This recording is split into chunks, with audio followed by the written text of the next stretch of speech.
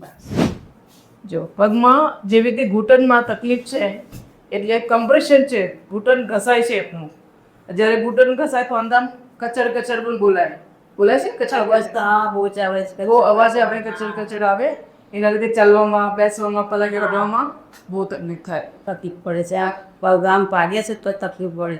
હવે આજે તો ઇઝી સિટિંગ આપું છું, પછી જોઈએ તમને આવી શકતા.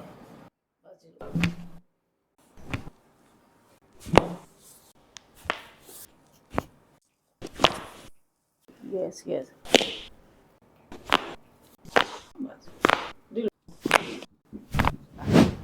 કેવું લાગે ચાલવામાં? સારું લાગે. અને પેલો પગ મુકાય છે. દુખાય છે. હા, આમ બે તો થોડો ગાફો અપાય છે અમને.